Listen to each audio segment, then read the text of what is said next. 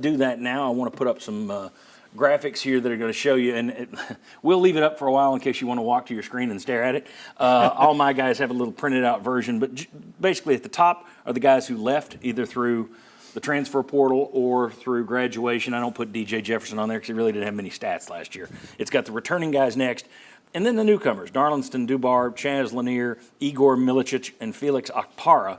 We never get a Smith, Jones, Johnson, and Thomas. But anyway, so it's tough for me to know these names. But anyway, you see what those guys average, and we've compiled it. We've combined it down there at the bottom of each row. It's interesting that it doesn't work this way, but in terms of just stats, they basically brought in the exact same number of stats coming in that left. So that's an interesting note. But Mark, I want to get a couple of quick questions from you. So like 30 seconds off these first two, and then we'll get into conversation. Were you surprised that Adu and Awaka both left?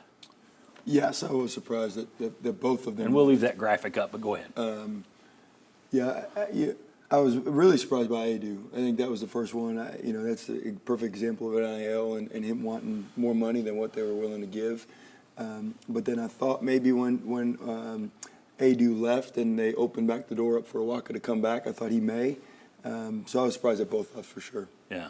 The other one, Carr, Estrella, Phillips, they should all have an opportunity for more minutes. They all showed promise. And I thought Estrella played better than Adu or Awaka against Edey in the NCAA tournament. So I'm sitting there, I want to see what this guy can develop into. You're thinking there's tons of minutes there, but then you go get 4 transfers in. Yeah.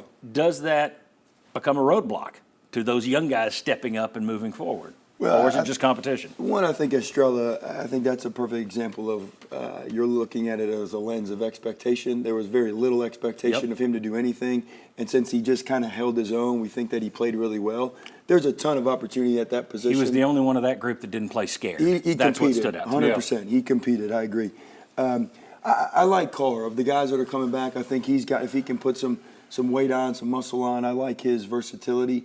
But this is the era that we're in. If you want to play Power 5 basketball, you want to play in the SEC, you've got to know that free agents are going to be coming every year. And so I like that those guys stuck it out, and I'm excited to see how they can add to the roster. All right, well, let's let everybody jump in here after Mark finishes up. My question for you, what are the strengths? What are the weaknesses with this roster, including the 4 guys that we'll get to in a second? But you can start talking about those transfers as well. Yeah, first off, if you look at the comments of Barnes and staff about each one of these guys, one of the first things that he mentions in all of them is their culture, their family, their work ethic.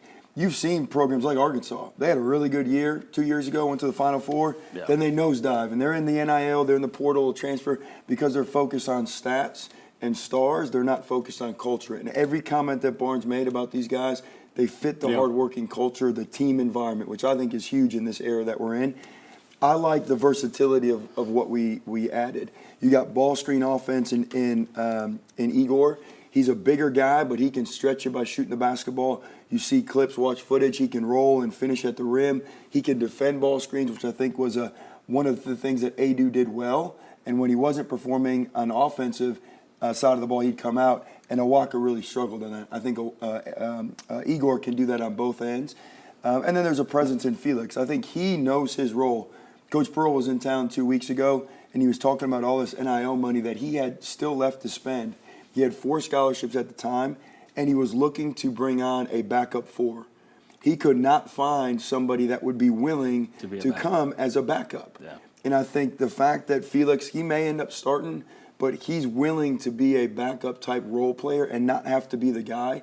And so I'm excited about what they did. And then obviously Chaz can go in and score the basketball, which is something that we're going to need. Strengths, weaknesses, what stands out to you about this roster? Yeah, so the front court depth, I think, can become stronger if Estrella and or Phillips take a step, because we would see the Estrella minutes, but not consistently throughout the season. His development with Akpara and Igor coming in to replace the guys that are leaving, they can be deeper there.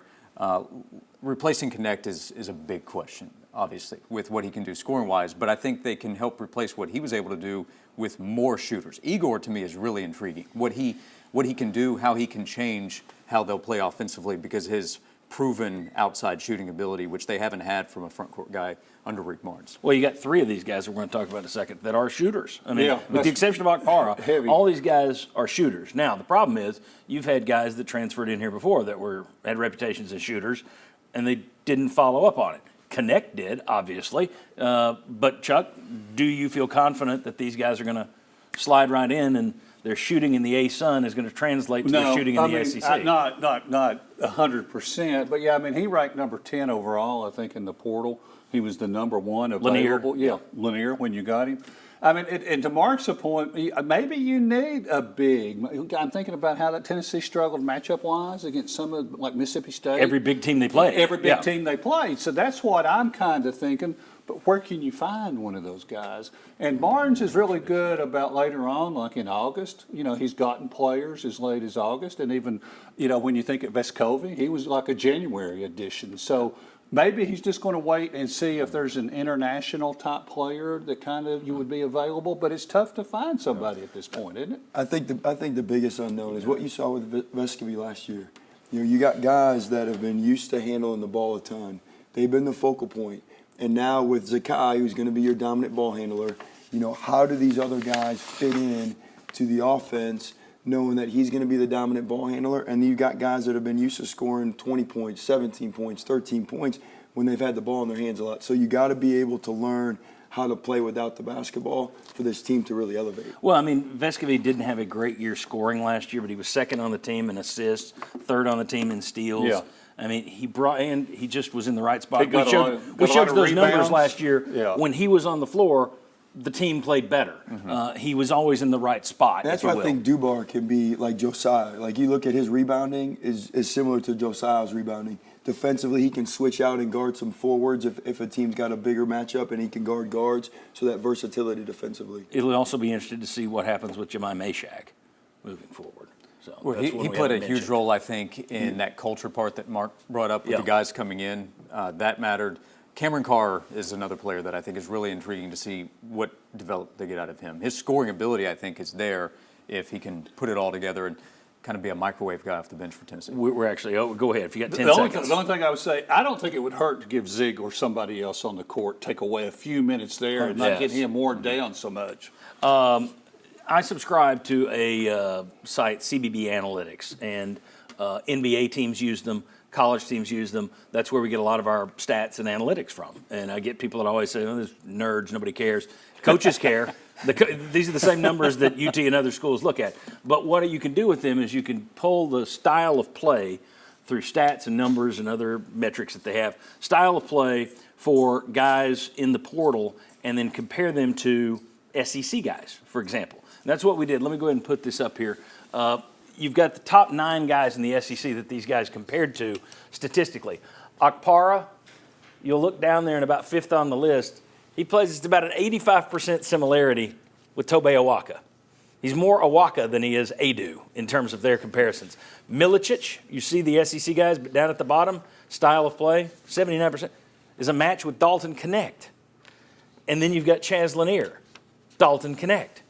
Darlinston Dubois, who is his game most like in the SEC? Dalton Connect. Now, for those of you saying, woohoo, now we got 3 Dalton Connects. Mark and I were chatting yesterday, and he said, yeah, can you pull all the numbers for transfers into the SEC? So take a look at this next graphic, just in case you're thinking everything's great. Last year, there were 54 transfers who played across the SEC's 14 schools. They averaged 8 points a game and 3.5 rebounds a game. 19 of the 54 averaged double digits. Only 6 averaged 15. Only 1, some guy named Dalton Connect, averaged 20. So when you look at those comparisons and those numbers, that's great, and it's interesting that they play a shoot the darn basketball style. But you got to remember, for every Dalton Connect, there's a Victor Bailey. There's a E.J. Anasicki. There's a lot of these guys that don't turn out. Anything stand out to you about those comparisons, Mark? No, I think you did a good job of bringing people back to reality of what it Thank is. It's rare for me. You know, but I do think they did a heck of a job in the transfer portal in the NIL world, and I think it's going to be key to how these other guys. You talked about Mashak, and I think that leads into the Zakai conversation. I do think that's a big unknown about this team. It was last year. I think it's why we wore out at the end of the year, is Zakai just played too many minutes leading up to the season. And so who can be a backup point guard is an unknown for sure. Sounds good. We are miles over. So when we come back, we're going to bring Jimmy Himes back in here. He had a chance to chat with Rick Barnes this week at SEC meetings down in Destin about the expectations for next year. Can this team be as good as it was last year? Elite Eight SEC champions? Come on back.